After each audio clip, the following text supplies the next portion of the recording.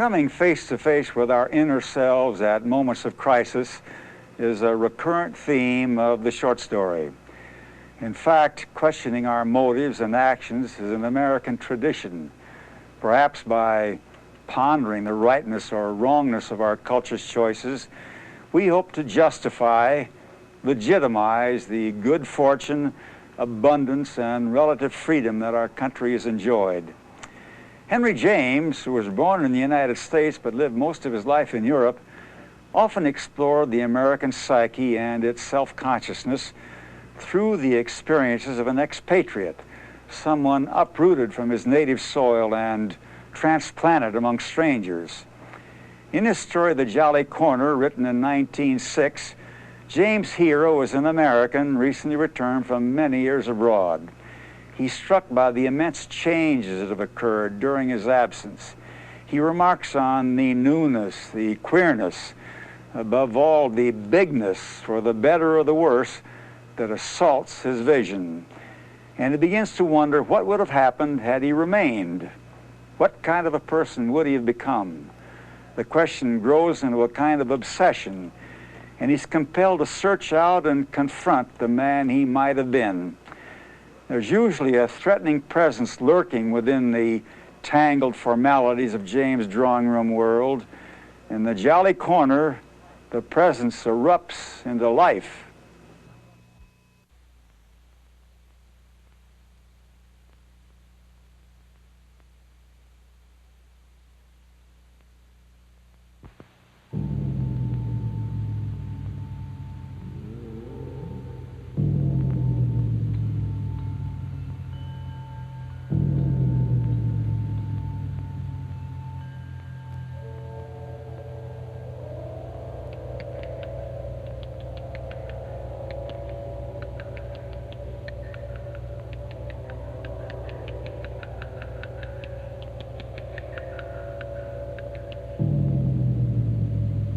I had been 23 on leaving New York.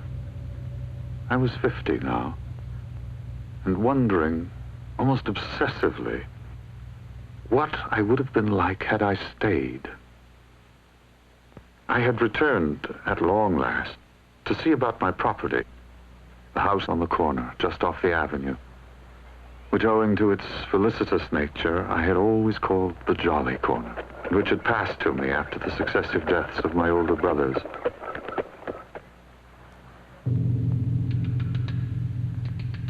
It was empty now, that ancestral home in which I was born.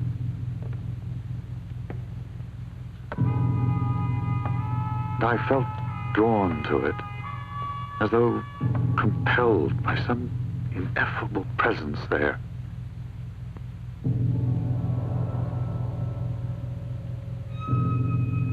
I found myself making solitary, secret visitations to it, which became ever more frequent and, how shall I say it, ever more strange.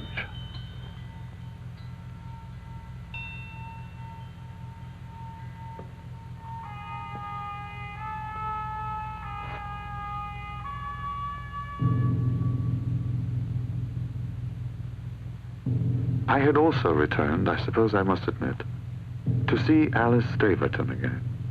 She'd been a girl when I had so shamefully fled to Europe. Now, in the afternoon of her life, she still possessed that same mystifying grace of appearance.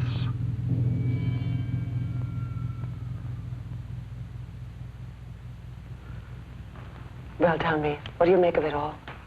How does your country impress you? After so many years away, to tell you the truth, I am quite overwhelmed.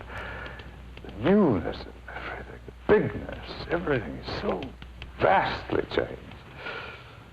It would take me 100 years to sort it all out. Do you find it dreadful? Yes, much of it anyway. People scrambling for streetcars as the panic-stricken at sea scramble for lifeboats. Those grotesque skyscrapers. Sorry.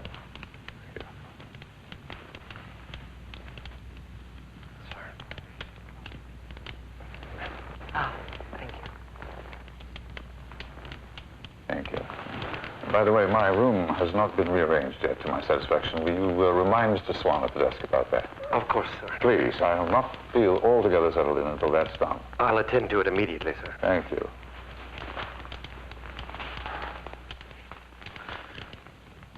Much prefer the quiet of Kensington. Of course, it's wonderful to see you again after all these years.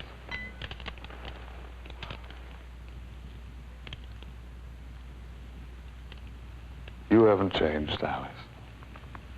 You flatter me. No, you're quite unchanged. You are incorruptible. My dear Spencer, what a strange word to choose. Yes, you're quite incorruptible. Like some pale, pressed flower. Now, you do not flatter me. My dear Spencer, I bear you no grudge. One lives as best one can. What would have happened had I not fled, I wonder? What would I have been? Perhaps the house knows. I like best to come at dusk. Then it seemed to me I could most intimately wander and wait, linger and listen, feel that other presence.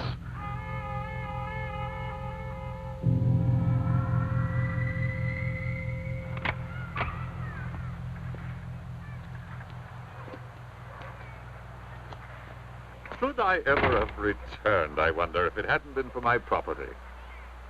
My presence is required at the 14th Street place, as you will soon see. Why on earth do you go there, Spencer? Because I'm astonished to say I enjoy it. Apparently I have a most unexpected talent for this sort of thing.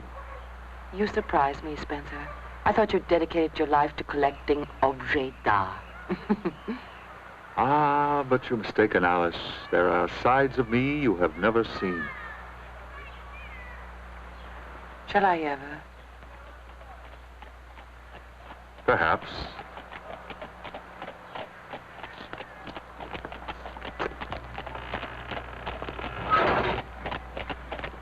And the Jolly Corner. Ah, yes. Will you live there again? Perhaps. Of course, much too large for a bachelor, even filled as it is with memories of the past. Ah. Much prefer the quiet of my club. Besides, could I ever live in this mad city again? They're after me to sell the Jolly Corner, by the way. Oh? Yes, a certain Mr. Wilkes. Ah. Mr. Brydon, sir. Ma'am. What are they doing, actually? Raising the Tower of Babel. Actually, we're converting the building into flats. 14 families. At an enormous profit, I may say. Well, shall we go? Oh, perhaps I'd better lead the way. Along this way, thank you. Yeah. With all due respect, you're not experienced in these matters, Mr. Brydon. You're quite right. That's why I'm so meticulous. I've checked and double-checked. You're using too much copper. Oh, impossible. If you're right, you could save us a tidy sum of money here. Show us. Gladly. Made my calculations on your plans. You run your pipes here and here. Were you to curve slightly throughout, however. But that's impossible. Quiet, listen to the man. Bending here, turning there, and so forth. I estimate you can save 1/8 of a foot of copper at each joint. Well, it sounds logical enough. I'll go over today with my plumber. I will not tolerate carelessness. Yes, sir. Thank you. Perhaps we'd better go. Oh, copper or no copper, Mr. Brydon. I'm going to make us a lot of money here.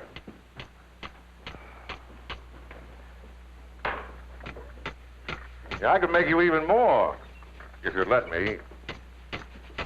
Show me that other house of yours on the square. The Jolly Corner? Never. Why not? What's wrong with money? Nothing. In its place.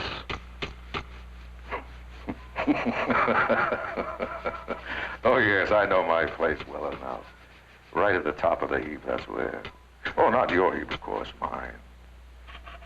Well, how about it? You sell? No. Ah, that's a real pity. You could have done something very smart there. Very smart indeed. And what exactly do you mean by smart, Mr. Wilkes? A handsome triplex with an imposing lobby, doorman in uniform. Something you'd be proud of. I've said no. Maybe you could talk some sense into him, miss. Come along, Alice. Let's go. Very well, Spencer. Good day, Mr. Wilkes. Ma'am? Sir.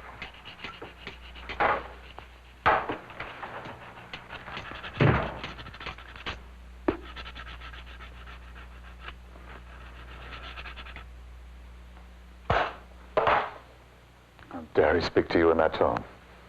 He was impossibly familiar with you. I suspect he thought he had found a kindred spirit in you. What on earth do you mean? An authority on copper, a saving of an eighth of a foot throughout. You speak the same language. I have nothing in common with that man. Nothing. Perhaps you've missed your calling. Maybe if you'd stayed at home instead of going off to Europe, you might have started some awful architectural style and turned it into a gold mine. You might have become a tycoon of industry. Top of the heap. Would you have liked me better?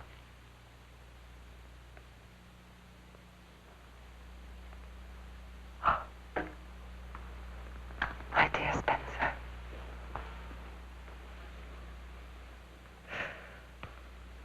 I should have liked you in any case.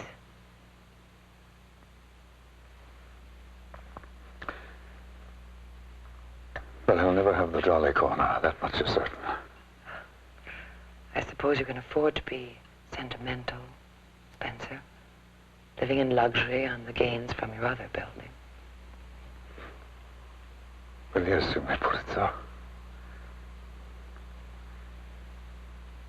But I would cherish the Jolly Corner no matter what.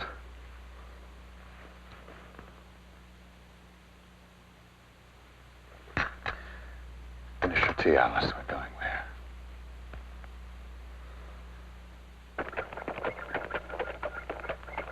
This is how I like best to come upon it. Gliding so, taken smoothly to it, letting it take me in.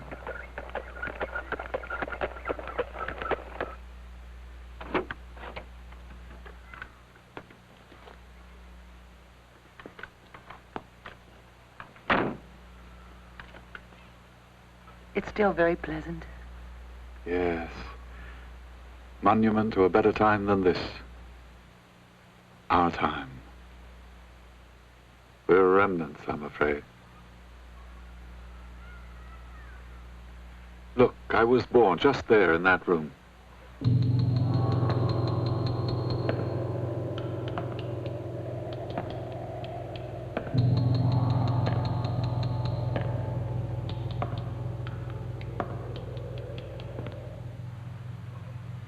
Here were gathered the few chilled flowers of my youth.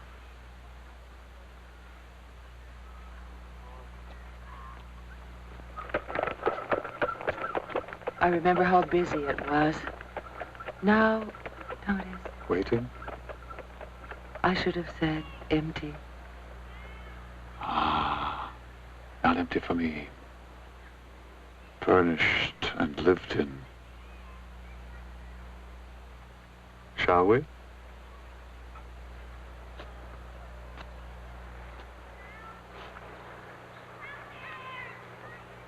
Whatever is the matter? I just had the strangest thought. Yes? For an instant, this knob felt to me like the palm of someone I was greeting, or rather, who was greeting me. It's not an unpleasant sensation. I do hope it was someone friendly, Spencer. Perhaps. I don't really know.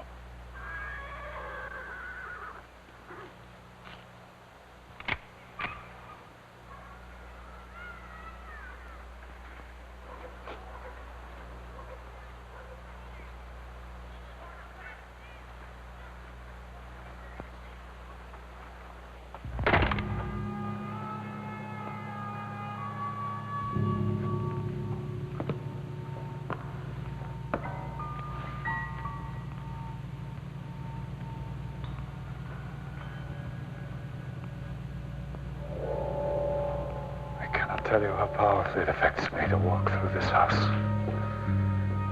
The mere sight of these walls, the shape of the rooms, the sound of the floors.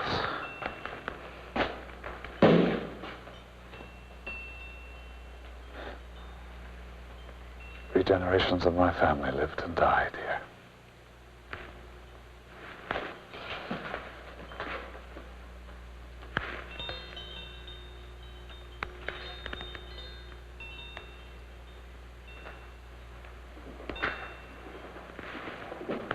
Perhaps, after all, you may decide to live here. I mean, I may decide to stay on for the sake of it. Well, with such a house.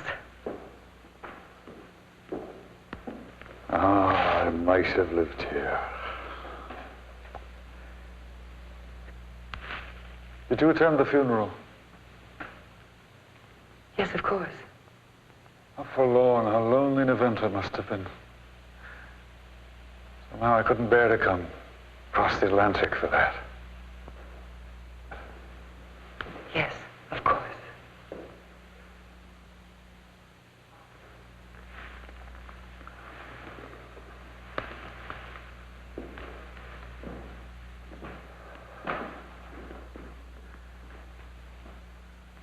I might have put in here all these years, and everything would have been different enough.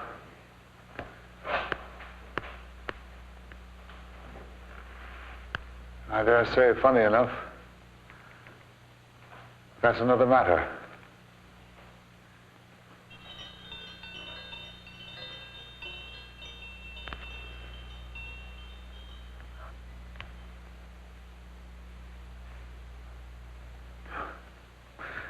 This is my father's room.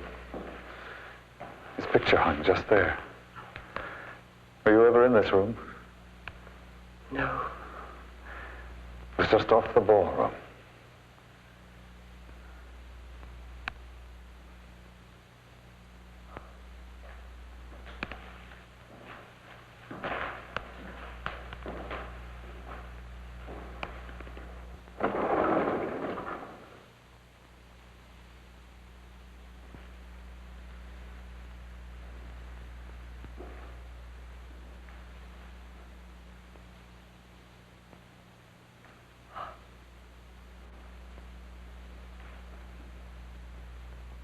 Do you remember? Yes.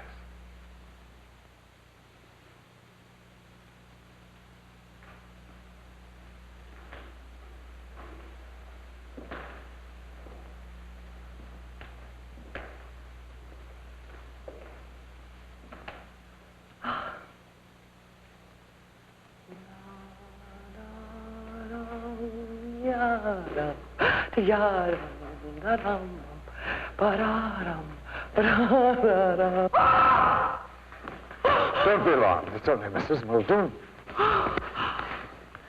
You startled me. Sure, I'm sorry if I did. I was only cleaning the floor.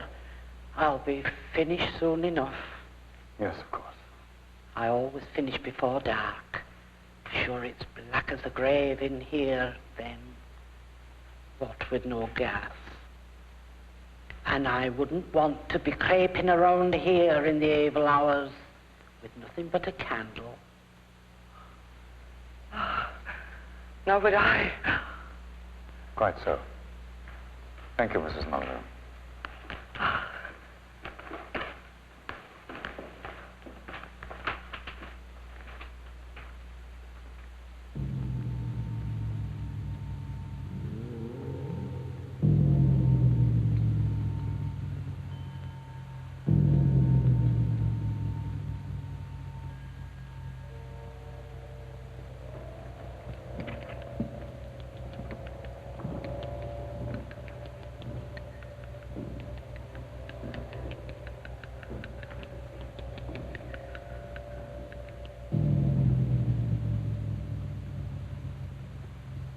Well, if you're not going to live here, why not rent?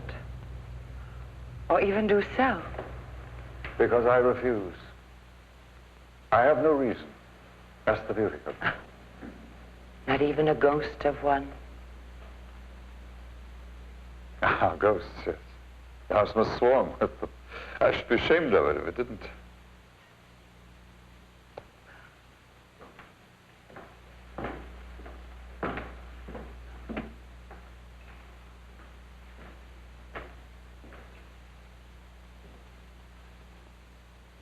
We are interested in the whole deep mystery of man's soul and conscience.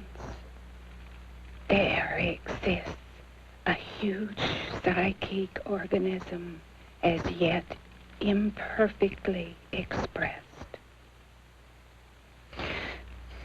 In terms of action or thought. One reason for much of our malaise as human beings is the fact that we are cut off from our past. This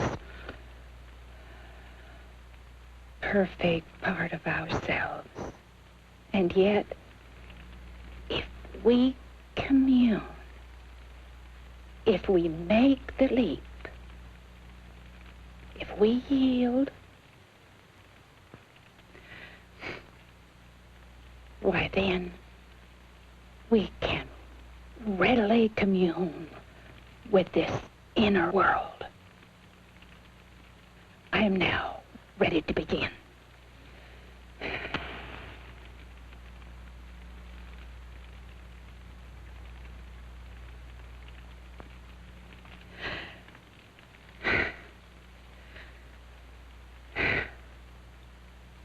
I'm trying to make contact. I'm trying to contact the veil. The veil must part. To touch, to reach, to touch, closer, closer, to reach, to touch.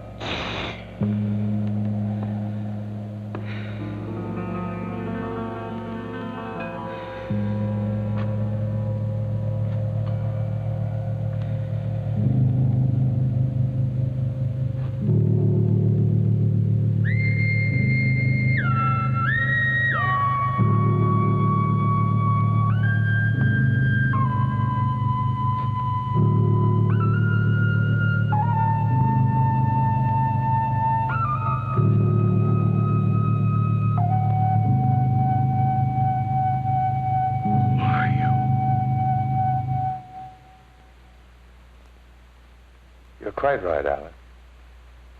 It has become an obsession with me. I am consumed with the mystery of what I would have been had I stayed here instead of going abroad.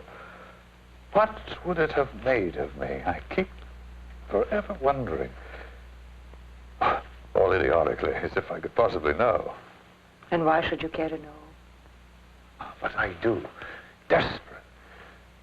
And it positively aches within me to the point of exasperation. Perhaps I should have stuck here instead of going abroad. But at 23, how was one to know? If I had stayed, I might have become something nearer to one of those American men who have been hammered so hard and made so keen by their conditions. And do you admire them so? Question of any charm in them has nothing to do with the matter. It's only a question of what fantastic, yet perfectly possible development of my own nature I may have missed. Comes over me that I had then a strange alter ego deep within me as the full-blown flower is. Small, tight bud. And that I just transferred into the climate that blighted him forever. And you wonder about the flower? I do too, and have been these past weeks. I believe in the flower. I feel it would have been quite splendid, quite huge and monstrous. Yes, monstrous above all. I imagine quite hideous and offensive. You don't believe that. If you did, you wouldn't wonder. You'd know, and that would be enough. You feel, and what I feel for you, is that you'd have had power. You'd have liked me that way. Oh, how should I not have liked you?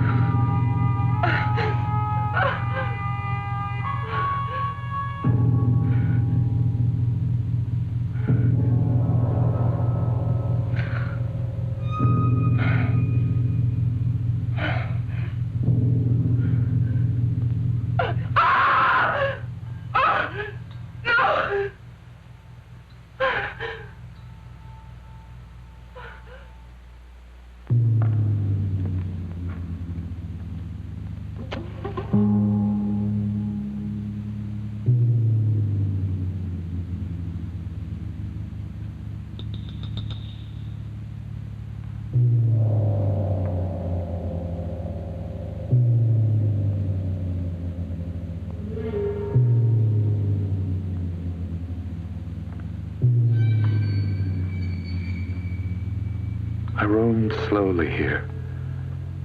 I knew what I meant and what I wanted. A creature more subtle, yet at bay, perhaps more formidable than any beast of the forest.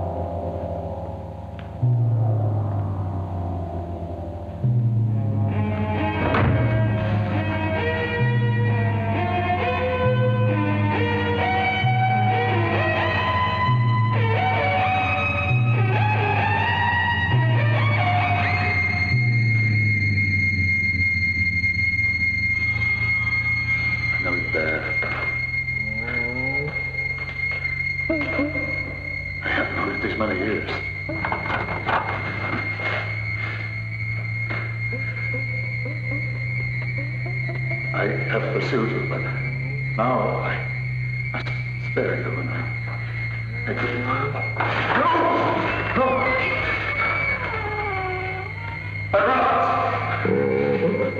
No, my God, let's try again. So rest.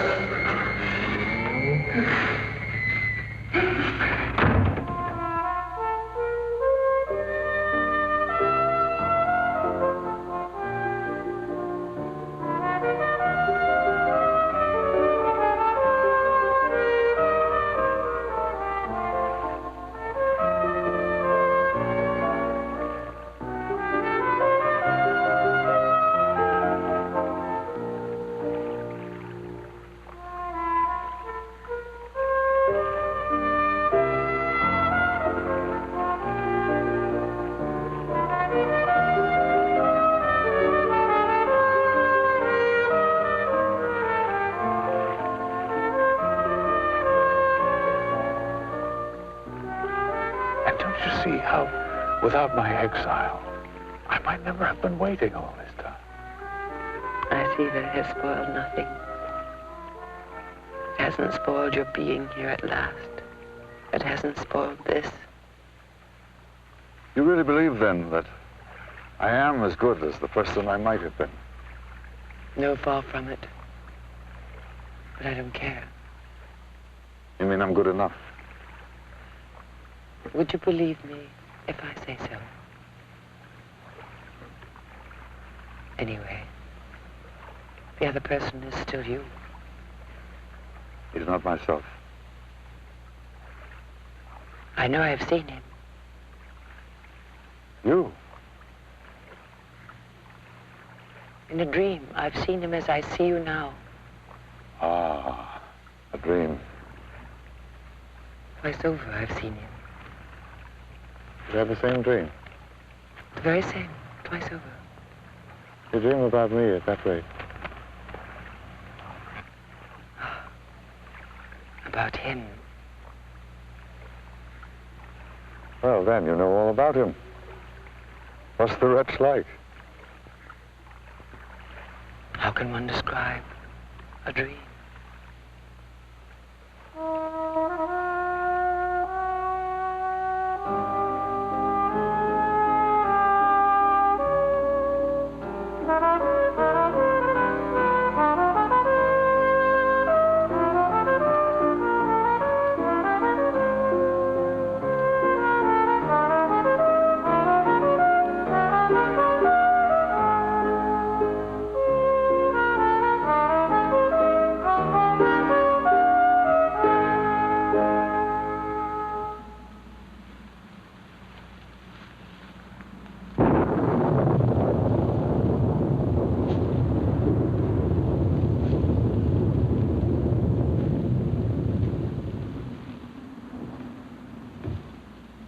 What an angry sound.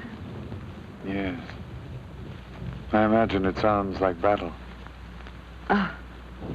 I say imagine advisedly, of course. Oh? I mean, I never actually heard a battle.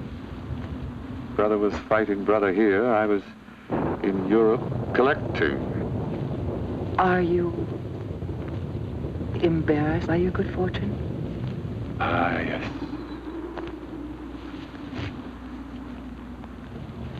Let's sit for a moment. Yes?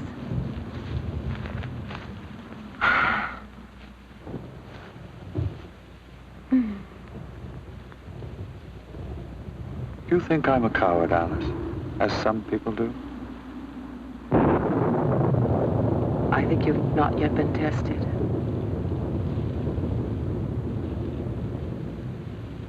Perhaps we should go. Yes. I've been away too long. Away from what?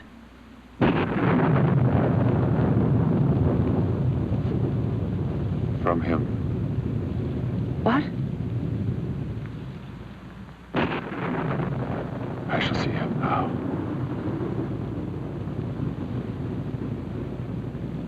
Huh?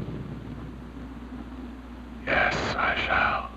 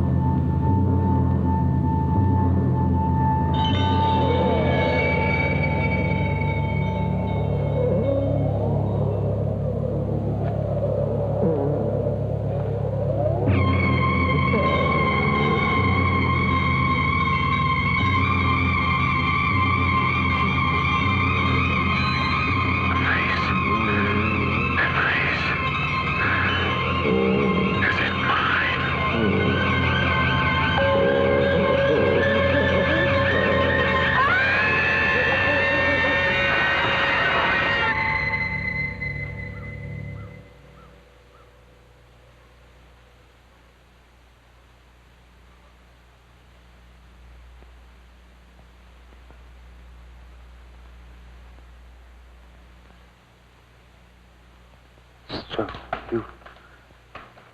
you had the idea of this? Of what? Well, of what has happened? It must be that I was dead. Yes, it can only be that I died. You've literally brought me back to life. And now I keep you. But how did you know? I've known all along that you were coming here. You've known it? I believed you would. I said nothing to you, but I believed it. I felt certain. That I persist to me. That you'd see him. Oh, but I didn't. There was someone, some creature that I brought. Too horrible to pay, but it is me. No, it isn't. Thank heavens it isn't you. But then it wasn't meant to have been. No, it's none of me. Not even what I might have been. But isn't the whole point that you'd have been different? As different as that? No. Shouldn't I like him? That horror. I could have liked him. I pity him. You pity him? He is unhappy. He's been ravaged. But am I not unhappy? Haven't I been, you wanted to look at me, ravaged? I didn't say I should like him better.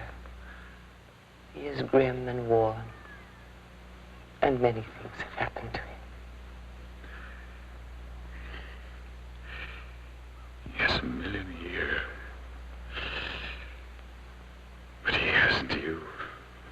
No. And he isn't. Oh, he isn't you.